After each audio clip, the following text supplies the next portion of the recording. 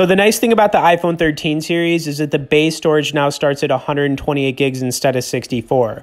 However, you will eventually get to a crossroads of hitting your limit. Trust me, it will happen. Then you might be in a spot of having to delete some things. Now, I'm going to be going over 3 tips on how you get more storage space on your iPhone 13. Now, the first one's going to be the most obvious. Just delete some apps you don't use anymore. Now, I'm extremely guilty of downloading apps I use once and then never use again. For example, I'm a big mobile gamer, so I'll often play a game a couple of times, then never play it again. So yeah, that's an obvious one to point out. Next is a big one. There's a section in your photos that is sort of like a recycle bin on your computer called recently deleted. Now, this often fills up with pictures and videos you once deleted, but they don't completely come off your iPhone until you permanently delete them. So you basically just scroll all the way down, and then, you know, this could be filled up with like 50 or 60 things. Trust me on that. It's happened to me before, and you just want to clear this out, and it's going to give you a ton of extra, space on your iPhone 13. So the next thing you want to do is go back into your iPhone settings, click on General, and then click on iPhone Storage.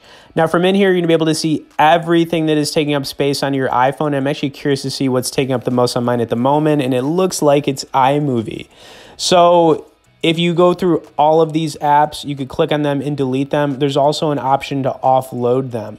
So offloading them will keep the data, but it'll delete the app. So if you ever reinstall it, it'll have the data for it. I'm going to cancel that because I still need to use iMovie. I'm not done with it, so we're going to go back. But yeah, you can basically just browse through here and check everything out. And then if you get to the bottom, you can see some more iPhone options, settings, whatever you can check out. Okay, now the last thing you can do to get a little bit more storage if you're full is you can opt in for iCloud storage.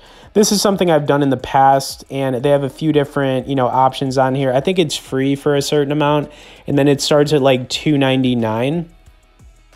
Let me just click on it to see, but I will say that it's totally worth it. I know none of us want to pay Apple a little bit more money every single month for a subscription, but this one actually is kind of worth it. And yeah, I think it's $2.99. Let's see. Yep. Okay, cool. All right, guys. So that's basically it. The good news here is that we've gone from 64 to 128 gigs for base storage. But like I said, at some point, it's going to get full and you're just going to run into this issue. But I think using these 3 tips will definitely help you out. Okay, anyways, I hope you guys enjoyed this. Tap that like button if you haven't, subscribe if you haven't, and we'll see you in the next video.